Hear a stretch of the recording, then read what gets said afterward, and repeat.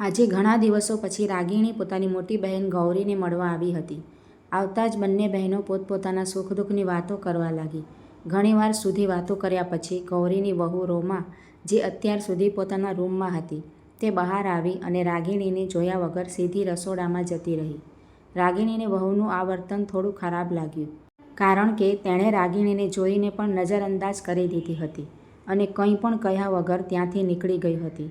આટલા દિવસો પછી રાગિણી પોતાની બહેનના ઘરે આવી હતી અને વહુએ ન તો પ્રણામ કર્યા કે ન તો કંઈ બોલી. એટલે તેણે ધીમેથી પોતાની બહેન ગૌરીને કહ્યું, "અરે દીદી, તમારી વહુ તો બહુ સંસ્કારહીન છે. મને જોઈને પણ પગે ન લાગી." ગૌરીએ રાગિણીના આવા શબ્દો સાંભળીને વાત બદલી નાખી. રાગિણીને લાગ્યું કે કદાચ દીદીને ખોટું લાગી ગયું છે, એટલે તે મનોમન કહેવા લાગી કે મારે ગૌરી દીદીની વહુ સાથે શું લેવા દેવા? મારે તો ફક્ત મારી બહેન સાથે મતલબ છે. તેથી તે વહુને અવગણીને પોતાની બહેન સાથે વાતો કરવા લાગી. હજી થોડી જ વાર થઈ હતી કે ત્યાં જ વહુ પાછી રસોડામાંથી ચાનો કપ લઈને બહાર આવી અને સોફા પર બેસીને ટીવી જોતાં જોતાં ચા પીવા લાગી. આ જોઈને રાગિણી આશ્ચર્યચકિત થઈ ગઈ અને મનમાં વિચારવા લાગી કે હાય રે, દીદી કેવી વહુ શોધીને લાવ્યા છે, જેમાં સંસ્કાર નામની કોઈ વસ્તુ જ નથી.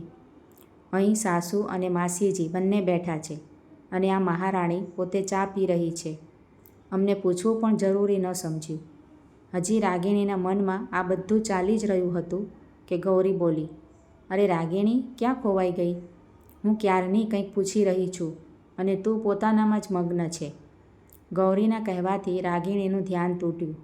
તે બોલી, "હા બોલો ને દીદી, તમે શું કહી રહ્યા હતા?" ગૌરીએ કહ્યું, "હું પૂછતી હતી કે માનવના લગ્નની તારીખ ક્યારની છે? કોઈ તારીખ નક્કી થઈ ગઈ કે નહીં?" "હા દીદી, તારીખ નક્કી થઈ ગઈ છે. આવતા મહિને છે." આમ કહીને બંને ફરી વાતોમાં મગ્ન થઈ ગઈ. થોડી જ વારમાં રોમા પણ ત્યાંથી ઉઠીને પોતાના રૂમમાં જતી રહી. તેના જતાં જ રાગિણીથી રહેવાયું નહીં અને તે બોલી ઉઠી, "આ શું દીદી? વહુએ ના તો તમને ચા આપી, ના તો કોઈ વાત કરી અને સામે આવીને બેસીને ચા ગટગટાવી પણ ગઈ. કેવા સંસ્કારવાળી વહુ લાવ્યા છો દીદી? તમને ગુસ્સો કેમ ન આવ્યો? મારી વહુ આવું કરત તો?" રાગિણી બોલતી જ રહી. તેની વાત સાંભળીને ગૌરી હસવા લાગી અને પછી તેણે જે કહ્યું તેનાથી રાગિણીને બધું જ સમજાઈ ગયું. હકીકતમાં ગૌરીનો દીકરો અરુણ મુંબઈની એક કંપનીમાં કામ કરતો હતો. કામ દરમિયાન જ અરુણની મુલાકાત રોમા સાથે થઈ હતી. ધીમે ધીમે ઓળખાણ વધી અને બંને પ્રેમમાં પડ્યા. 2 વર્ષના સંબંધ પછી બંનેએ લગ્ન કરવાનો નિર્ણય લીધો. અરુણના માતા પિતાને આ સંબંધથી કોઈ વાંધો નહોતો અને રોમાના પરિવારજનો પણ અરુણને જોઈને ખુશ હતા. તેથી બધાની સંમતિથી બંનેએ કોર્ટ મેરેજ કરી લીધા. પરંતુ જ્યારથી રોમાના લગ્ન થયા હતા ત્યારથી તેની માતા અવારનવાર તેના કાન ભંભેરતી હતી. તે દિવસમાં 4-5 વાર ફોન કરતી અને ઘરની પડે પડની ખબર લેતી. કોણ શું કરે છે, કોણે શું કહ્યું, રસોઈ કોણ બનાવે છે વગેરે. ત્યારબાદ તે તેના કાનમાં ઝેર ભરતી કે ઘરનું કામ વધારે ન કરતી, રસોડામાં વધારે ન જતી અને સાસુથી હંમેશા થોડું અંતર રાખજે, જેથી તારી સાસુ તારી પાસે વધારે કામ ન કરાવે. જો એકવાર સાસુનું કહ્યું માન્યું તો તે તને કામમાં જ અટવાયેલી રાખશે, એટલે સાસુ સસરાને બને એટલા ઇગ્નોર કરજે. રોમા અરુણ સાથે મુંબઈ રહેતી હતી, પરંતુ હમણાં રજાઓમાં તે સાસરે આવી હતી. માતાની ખોટી શિખામણ તેણે ગાંઠે બાંધી રાખી હતી. તેથી સાસરે આવતા જ તેના તેવર દેખાવા લાગ્યા. તે નાની નાની વાત પર ચીડાતી અને ગુસ્સો કરતી. સાસુ પ્રેમથી કંઈ પૂછે તો પણ ગુસ્સાથી જવાબ આપતી. વહુનું આવું વર્તન જોઈને ગૌરી સમજી ગઈ હતી કે તેને તેની માતાએ ચડાવી છે. ગૌરી ઘણી સમજદાર સ્ત્રી હતી, તેથી તેણે હમણાં શાંત રહેવાનું જ યોગ્ય માન્યું અને વહુને સમજવા માટે થોડો સમય આપ્યો. તેને ખબર હતી કે રોમાને આ પરિવારને અપનાવવામાં થોડો સમય લાગશે, તેથી તેણે ક્યારેય દીકરાને વહુની ફરિયાદ ન કરી. ગૌરી જાણતી હતી કે જો તે ફરિયાદ કરશે તો રોમા એમનાથી વધુ નફરત કરવા લાગશે. પરંતુ આજે જ્યારે રાગિણી આવી ત્યારે રોમાનું વર્તન જોઈને તેણે ફરિયાદ કરી, જે રોમાએ સાંભળી લીધી હતી. તેથી તે ગુસ્સામાં સામે આવીને ચા પીને જતી રહી હતી.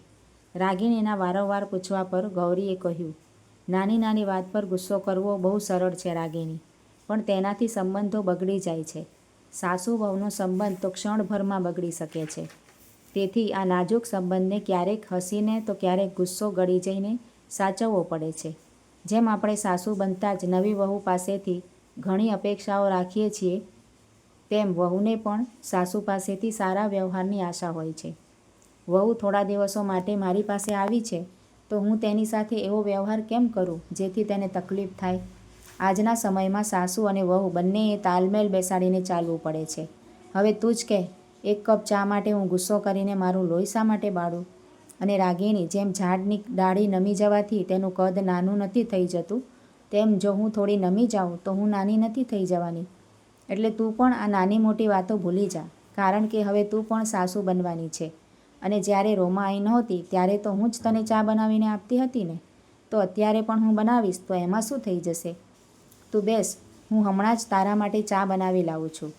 ગૌરી ઊભી થવા જતી હતી કે ત્યાં જ રોમા આવી ગઈ અને બોલી, મમ્મીજી, તમે અને માસીજી વાતો કરો, હું હમણાં જ તમારા બંને માટે ગરમા ગરમ ચા અને નાસ્તો બનાવી લાવું છું.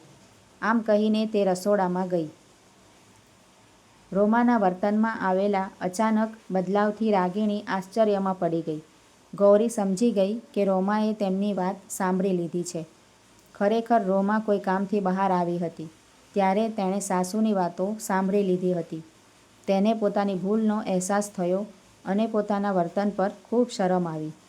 તેને પોતાની માતા પર પણ ગુસ્સો આવ્યો કે કોઈ માતા પોતાની દીકરીને સાસરીના સંબંધો બગાડવાની શિખામણ કેવી રીતે આપી શકે છે.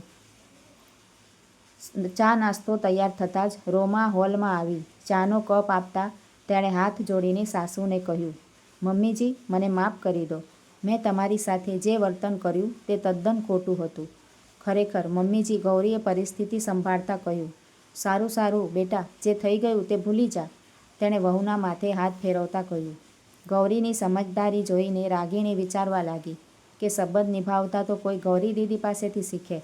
મારે પણ દીદી જેવું સમજદાર બનવું પડશે, જેથી મારી વહુ સાથે પણ મારો સંબંધ પ્રેમ, મીઠાશ અને વિશ્વાસથી ભરેલો રહે. બીજી બાજુ રોમા પોતાની સાસુને જોઈ રહી હતી અને મનમાં વિચારતી હતી કે મેં મમ્મીજીને કેટલા ખોટા સમજ્યા, પણ તેમણે ક્યારેય કોઈ ફરિયાદ ન કરી અને મને સમજવાની પૂરી તક આપી. સાચે જ સાસુ હોય તો આવી. આ વિચારીને રોમાના ચહેરા પર સ્મિત આવી ગયું. સંબંધો નાની નાની વાતોથી બને પણ છે અને બગડે પણ છે.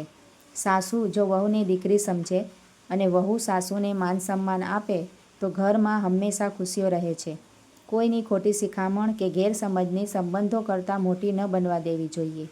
આ વાર્તા આપણને એ જ શીખવે છે કે સંબંધો પ્રેમ, ધીરજ અને સમજદારીથી જ ટકે છે.